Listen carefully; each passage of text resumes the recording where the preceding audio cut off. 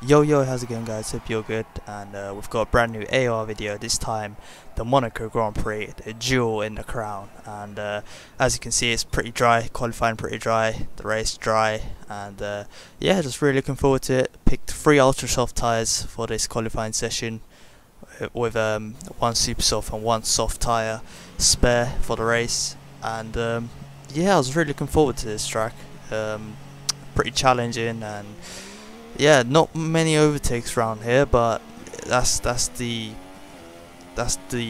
pretty much unique thing about this track. And we went out to put a few laps in as bankers, and just hoping to get really good professional lap time so we can work on it later in the session. And coming around the last corner to finish our first lap, and we come across the line with 11.6, which is about just less than a tenth off our teammate who set 11.5, and he was looking pretty strong the whole weekend. He was pretty fast, he was the fastest, I'd say. And if I can beat him, then it's going to be special, but it's pretty hard to beat that guy around here. And we set 11.4, about 2 tenths quicker than our first lap. And yeah, like I was saying, TSR Cupid's pretty quick around here. He was quick here last season, he's quick again this season, and it's going to be really hard to stop him. And going by the practice times, I saw like TSR Cupid, VBR Streets, RS Falcon, STSF Alonso were setting 11.0s, 11.1, and I think TSR Cupid also set like a 10.7 or 10.8 during practice, so if he did that in qualifying, it would be really like impossible to beat that. And we come across the line to finish our third flying lap, this time 11.2, but as you can see, TSI Cupid's already set 11.0, so yeah, it was going to be really hard to match that. And we're on a like 4th flying lap now. We've got about 2 or 3 more laps into, so we can definitely try and improve. We've got enough laps to try and improve, but coming across now the sector 1 line, we're a bit down on our time, but sadly we have AOR reversal in front of us who's also on a lap, but we caught up to him and we just had to let that lap go. We just had to abort it and just start on a new one and just hope to improve, really. Like, if we want to get pole, or if we want to win, our best like shot at winning would be to start on pole. And as you can see, we're about a tenth up on our time into the Nouvelle Chicane. Can we do it nicely?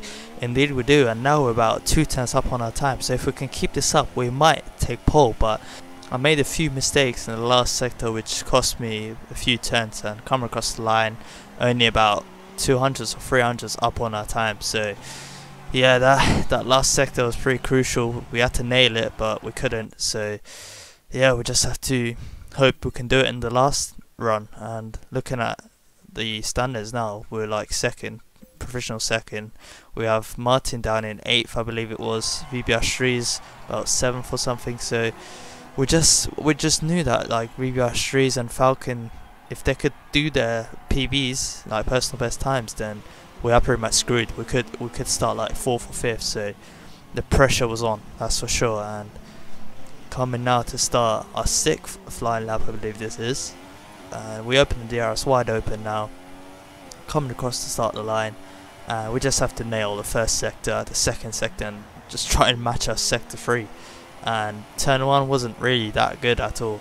So the lap's already a bit scruffy, and as you can see in the tunnel we're about 700s up on our time, which is not really that good at all. And we tried to turn Jeff off and we end up like messing up our corner. We cut it a bit, so we just back off, and now we proceed to turn off Jeff. And at the moment I'm just thinking like we need pole. If we want to win, we need pole, and it's pretty crucial around here, as we know, because overtaking is hard. So we back off, we let the car ahead just open the gap and just get ready for this lap and hope we can put in some sort of special lap to reach the pole, get a pole. And we're coming into turn 1 now, close to the barrier on the outside. We pick up the apex nicely, again close to the barrier on the outside as well, maximising the track at the moment. Coming up this fast left-hander here, we're about a tenth up on our time. We need to keep this up to have any sort of chance at pole. A bit of oversteer on the exit there. Coming to the end of sector 1, we're about half a tenth up on our time. Into the hairpin, we go just a bit wide, but nothing too bad. It doesn't cost us any time at all. In fact, we've gained a bit, and into Portier it's important to get a really good exit here, and we do into the tunnel. We're about 2/10 up on our time. We need to keep this up, we just need to keep this up. Into the tricky Nouvelle chicane, we pick our braking point nicely, don't cut the corner at all. Coming up to the tricky to back now, we need to nail this corner, and indeed we do. Close to the barriers on the outside, we have Surprise Mode on the left, which puts us off to the swimming pool chicane. We cut it slightly, actually lose time on the exit there. Into Raskas, we have Stu and Burnout in our way as well, coming around the last corner. Can we keep the time up? We actually gain time through Raskas in the last corner, close to the barrier on the right. Can we take pole? And we take it by 3,000th of a second. That's actually unbelievable. I still can't believe it. It was just so close in our qualifying session, and we actually went on Race Director to check our last sector, and we did not actually gain any time through that cut at the swimming pool chicane. We've actually lost half a tenth compared to our personal best, and me and Cupid were also setting like 18.1s in sector 3, like in practice, like clean ones as well. So it just shows that that cut didn't actually gain me anything. Otherwise I would have backed off. But yeah, it's still a good lap, I'd say. 3,000th, that was so important. We have Falcon in third, Alonso fourth, and as some of you requested in the last video, I thought I'd bring up the driver standards this time. And these are the standards before the race. So as you can see, we're about 16 points ahead of TR Martin, about 28 points ahead of TSR Cupid, and both are really strong contenders for this championship, and we just need to gain points over them wherever we can before we get to tracks where they are like much faster than us. So yeah, it's just important to gain a few points, maximize the points at every track, so that could give us a good chance towards the end of the season. And lining up on the grid now, we just knew that like TR Martin would be struggling here because he's on the pad, and we just have to gain a few points on him as well. And TSR Cupid, he's pretty quick around here, so we might end up losing a few points to him, but if we could stay ahead of him, then that would be nice. But it is pretty hard against him, especially around here. And we have the lights coming out now. Lights out and away we go, and we get a pretty decent start, I'd say, and we managed to maintain the lead. Bit of lag going on, but into turn 1 we maintain the lead, and we have to run up to the left-hander now, and we go through there nicely. Cupid not really on our tail that much, and yeah, we managed to stay ahead. But as you can see, the weather is actually overcast, and this might sound like a really bad excuse, but you miss like when like a different weather setting comes up compared to the clear we played on.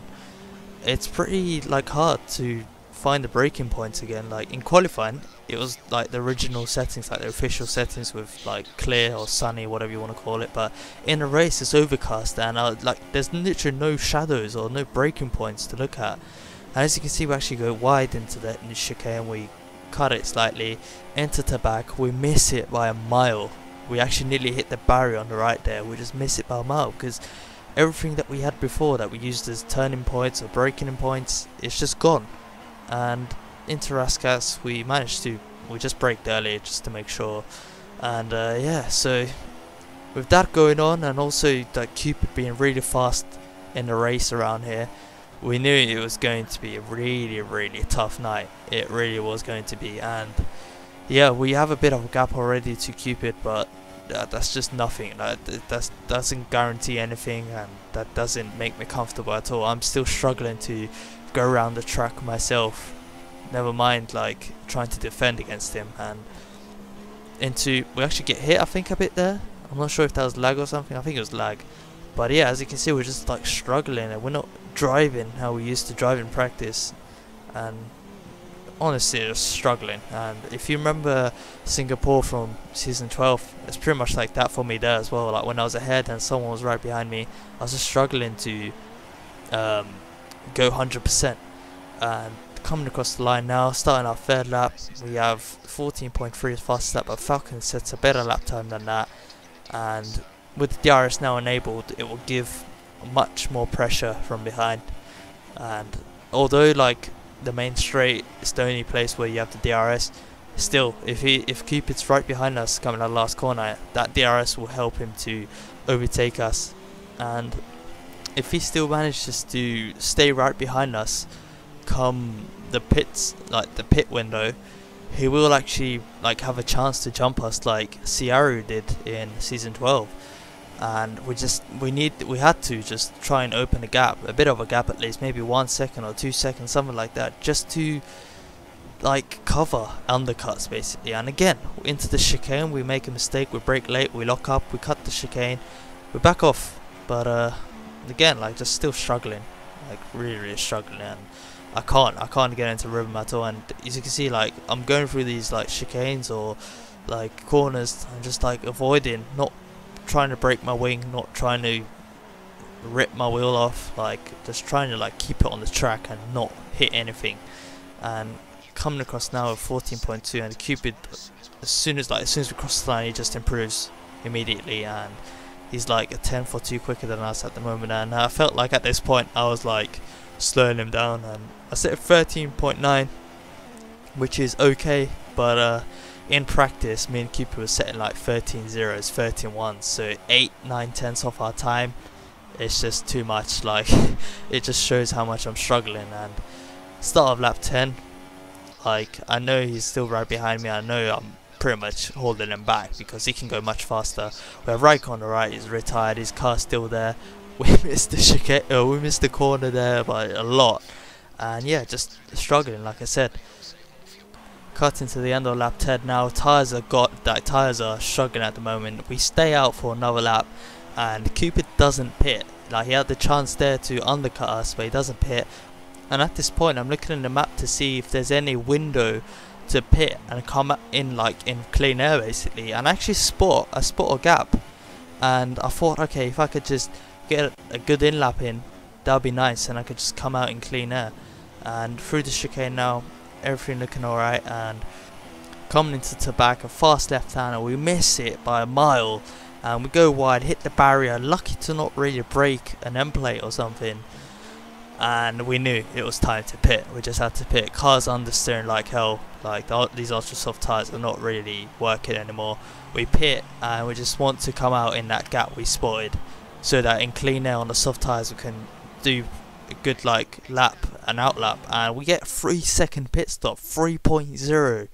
I don't understand how, but either way, Alonso actually like follows us into the pits. He's also going onto the soft tyres, and we come out the pits now, and look at that gap. We have clean air on fresh tyres. We have to put good laps in now. We just have to like put in good laps, and just to like not like just to cover off like an undercut from Cupid, but also an overcut now that we've pit. He can like, if he can put really good laps in, then we are pretty much screwed, because he could overcut us. And into sector 1 now we go, into the hairpin. We're still like not feeling really comfortable, but knowing that we're on the fresh tyres, all I had to do was just keep it on the track and just not really clip any barriers, not get any wheel spin or oversteer. We turn off Jeff just to like concentrate as much as we can. End of lap 12 now, and Cupid doesn't actually pit. We have Strees pits, Falcon pits, but Cupid doesn't pit. And now we're in second with Cupid in first still. He's still on the ultra soft tyres, going round, possibly putting in good laps to overcut us. And as you can see now, it says our teammates in the pits, so we have to just maximize everything we have, and just like just hope that we don't see that Mercedes come out in front of us. And through Raskas now, through the last corner as well, come out, and we see our teammate. Is he out yet? Is he out yet? Is he out yet? And we just see him on the right there, and we're comfortably ahead. And yeah, that actually made me relax a bit. But with like 25-26 laps to go, and the fastest man around Monaco right behind us, on 2 laps fresher tyres, yeah, no chance. Like the win, like maybe we had the best possible position, let's say, but I was never thinking, okay, that's the win sorted now. No chance at all. I just knew he'd be on our rear end like in a few laps time, and once that happens, I'm pretty much screwed, because he'll be putting a lot of pressure on me, a lot of pressure. And cutting into like a few laps later, end of lap 15, and we're just like not really doing our best. And when he's on our tail, I just can't like pull away at all. lock up into Raskas, make a mistake, another mistake, and he's on our rear end now. As you can see in the mirrors, he's filling up those mirrors. He's got DRS. Can he make any sort of move into turn 1? Tries to go for the outside line, and he cuts back onto the inside. This time, is he going for the gap? He's going for the gap on the right. We're side by side through those little corners there. Into this fast left hammer. We brake much later and we stay ahead. Surprised me actually on the left there. I forgot about that, but yeah, retired car on the left. We avoid him, and in end of sector 1 now, he's still on, like he's still right behind us, and yeah, 24 laps to go with this guy on our rear end. It was never gonna be easy sailing at all, and a bit of lag going on, but here we cover the inside line because he's got a much better run in the tunnel. He tries to go around the outside. We cover it off by braking later, and there's only one line into that Nivelle chicane, and that's the inside line. If you can cover the inside line, then you're pretty much sorted. I've never seen an overtake around the outside there at all. So yeah, the inside line through there is pretty crucial, and being the car ahead, you just have to cover it every time. If he's that close, you have to cover it every time. And start of lap 19 now. We've got a bit of a gap, like not massive obviously, nothing to get comfortable with, but bigger than what it was earlier.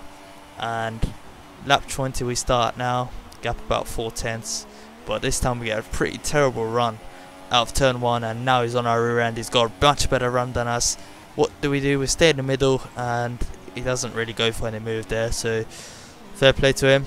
But yeah, I knew like still like 19-20 laps to go. It actually goes down the inside here. Can he make this stick? But we cover it nicely. We cover it nicely. Brake late at the hairpin as well, just in case he tried to go around the outside, but we cover any sort of move off.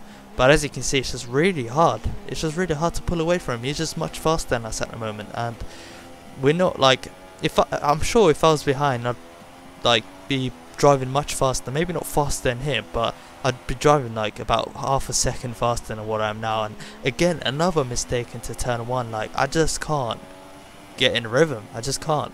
And this time he goes around the outside. Can he make the stick? We brake much later again. We keep it on the inside line, cover it off. We're looking in our mirrors to see if he's gonna make another move on the inside here, and he brakes later, but he doesn't go for the move on the inside. Bit of a touch going on there. Our rear end slides out from it, but nothing too major. And at the moment, we know it's like I've said about 4 or 5 times now. We just knew it's just going to be really, really hard to stay ahead. It's going to be really hard to stay ahead. At this moment, I think this is how Sierra was feeling like last season when I was right behind him. And being the car ahead, like in Singapore, like I said before, in Singapore, like I was like this as well. When I'm the car ahead at a street track, it's just I can't do it. I can't like get into the same rhythm that I would when I'm behind. And coming to the end of lap 24 now, he's still right behind us, and into turn 1 we go really wide on the exit there. We open the gap for him to go down the inside here. He does go for it, and into this left hander now. We brake later again, try to keep it around the outside. We get really close to barriers on the right. We stay ahead for now.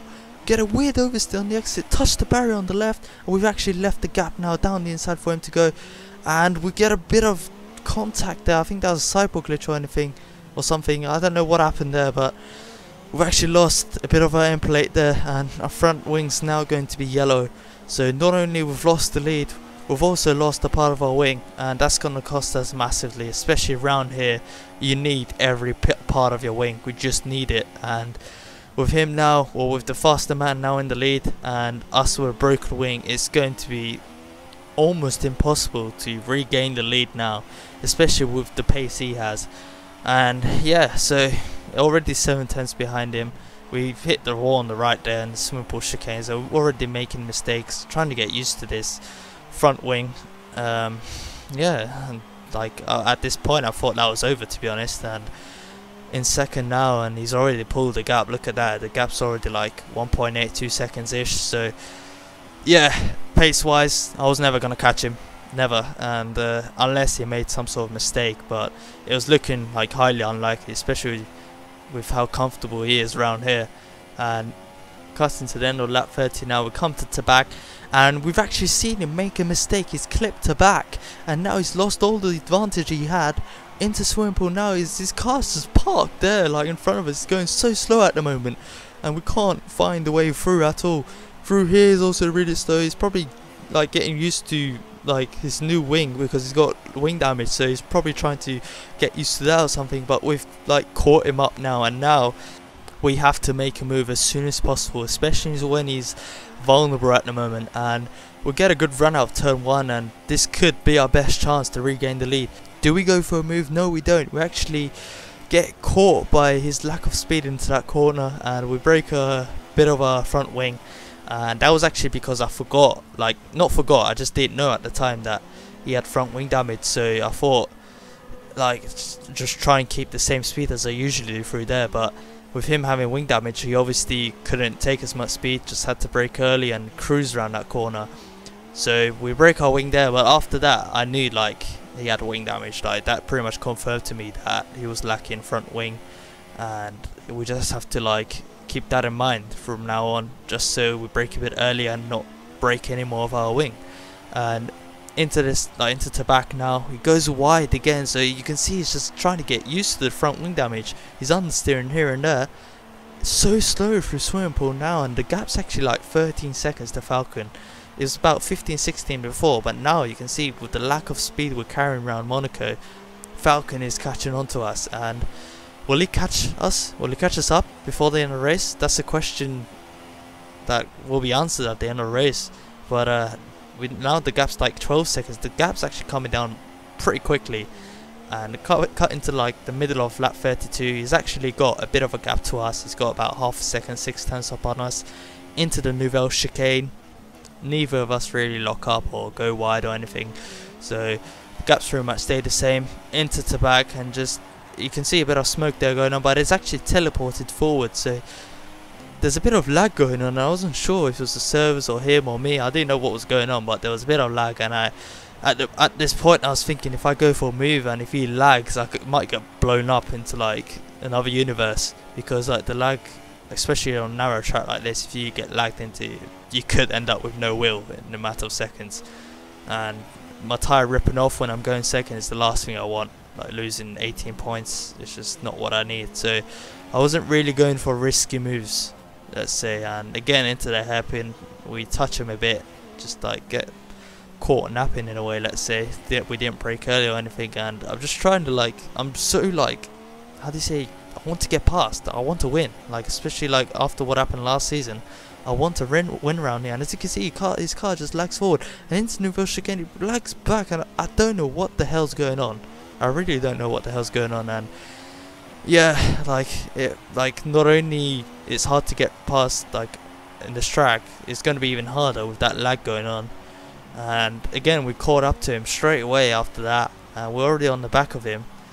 And here he's just so slow, like for sure, yeah, he must have like a really bad wing damage, like even worse than us, let's say, because mine's orange and I'm like going through those corners nicely, and his must be like orange both wings or like red in one, I don't know, but it's just he's so slow, and this is not like anything like him to be slow around Monaco.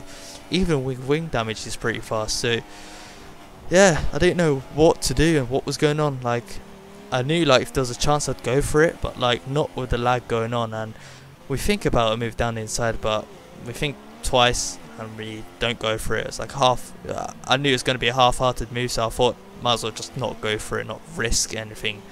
And if we lose 7 points to him, then so be it. But I was still, at the time, I was not giving up at all. And we get a much, like this is the best run we've got on him in ages. And will we go for a move down inside? No, we don't. He's just got better straight line speed.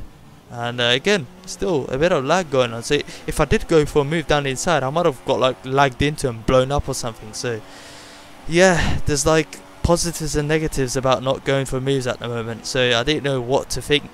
But either way, we've got a good run now into Raskas. Can we squeeze our way through on the outside, side by side? Can we go past? No, we get put into the wall.